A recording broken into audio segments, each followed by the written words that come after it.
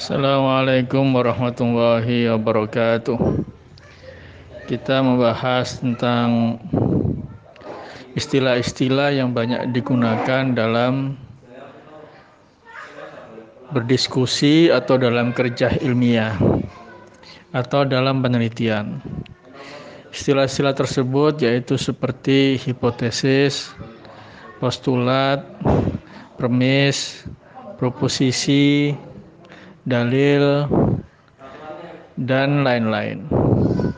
Jadi istilah-istilah itu sering muncul yang tentunya kita patut memahami apa maksud dari istilah-istilah tersebut.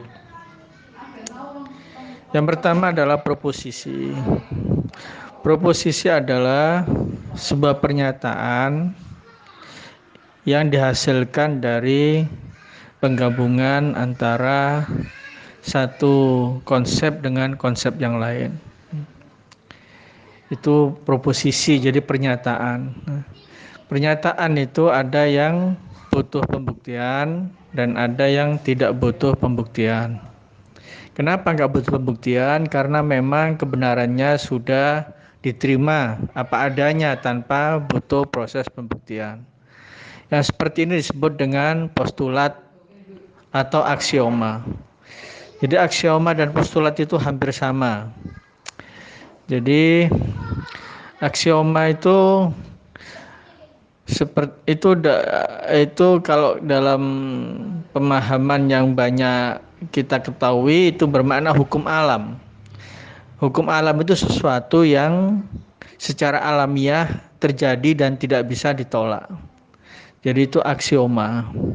Jadi kebenarannya pasti dan tanpa butuh pengujian. Itu hampir sama dengan postulat. Jadi itu istilah yang berbeda dengan maksud yang sama. Seumpama dari aksioma, contoh aksioma adalah tentang garis itu terdiri minimal dari 2 titik. Jadi dari 2 titik kalau ditarik dari satu titik ke titik yang lain itu akan muncul garis. Nah, atau bisa juga garis itu adalah kumpulan titik-titik. Nah, itu. Ini sudah pasti, artinya kalau hanya 2 titik memunculkan satu garis. Tapi kalau lebih dari 2 titik, 4 titik bisa memunculkan beberapa garis jika dihubungkan antara satu titik dengan titik yang lain. Jadi ini termasuk dalam aksioma. Kemudian ada lagi yang disebut dengan premis. Premis itu pernyataan umum yang telah diterima kebenarannya.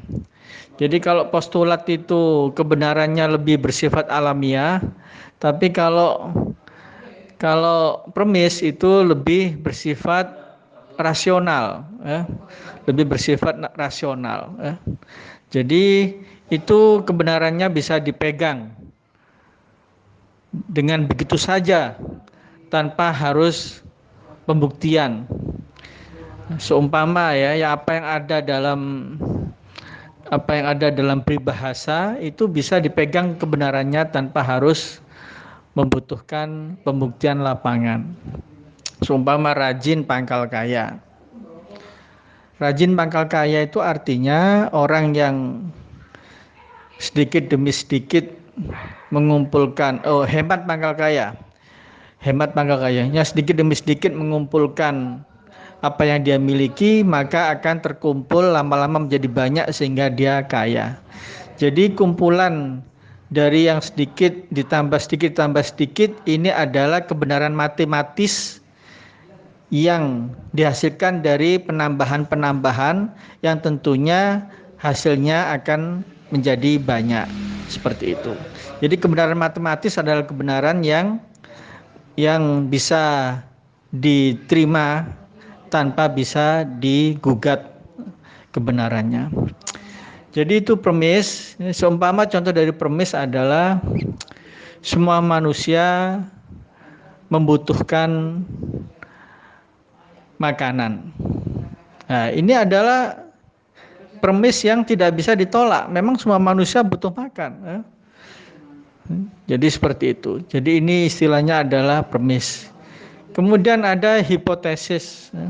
Hipotesis itu adalah anggapan sementara atau anggapan dasar.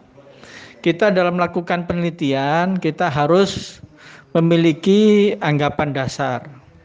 Jadi kita tidak bisa mencari atau melakukan penelitian jika kita tidak berawal dari anggapan dasar. Artinya begini, seumpama kita mau meneliti tentang mahasiswa UINSA, ya kan?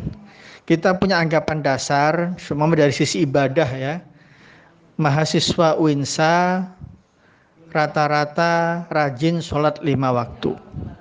Ini adalah anggapan dasar. Tapi ini belum tentu benar. Anggapan dasar ini didasarkan pada apa? Karena mereka kebanyakan, taruhlah satu, mereka adalah alumni pesantren. Mereka kebanyakan adalah alumni aliyah yang notabene sekolah dengan konten agama yang banyak. Kemudian mereka juga kebanyakan dari keluarga santri yang keluarganya itu rajin ibadah. Nah, dari asumsi-asumsi semacam itu maka muncul hipotesis, dari anggapan-anggapan seperti itu muncul hipotesis bahwasanya mayoritas mahasiswa UINSA rajin sholat 5 waktu. Ini adalah anggapan dasar, anggapan sementara. Untuk selanjutnya ini perlu diuji. Pengujiannya lewat metode kuantitatif dengan melakukan survei, nyebarin angket. Nah, itu nanti akan diketahui mayoritas mahasiswa UINSA itu apakah mereka rajin sholat 5 waktu atau tidak. Itu dari hasil survei atau angket yang disebarkan. Jadi itu istilah-istilah yang kerap muncul dalam dunia penelitian, dalam dunia logika yang perlu kita ketahui. Ada ucapan yang dengan sendirinya bisa diterima begitu saja. Ada yang kebenarannya perlu diuji. Nah, kumpulan dari postulat-postulat atau rangkaian dari postulat-postulat, rangkaian dari pernyataan-pernyataan yang kebenarannya tidak bisa ditolak, digabungkan dengan postulat yang lain, digabungkan dengan postulat yang lain, itu akan menghasilkan sebuah temuan-temuan baru atau sebuah pemikiran ilmiah. Jadi seperti itu.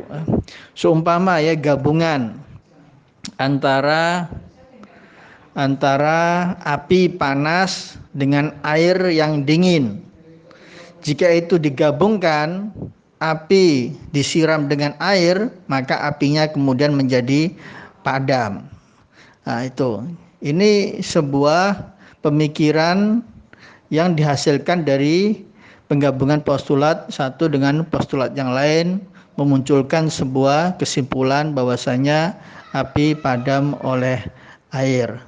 Dan itu diteruskan. Jadi proposisi-proposisi, pernyataan-pernyataan yang kemudian digabungkan dengan pernyataan yang lain, jika itu saling menguatkan satu sama lain, akan memunculkan sebuah kesimpulan yang positif atau kesimpulan yang negatif jika ternyata memang menggugurkan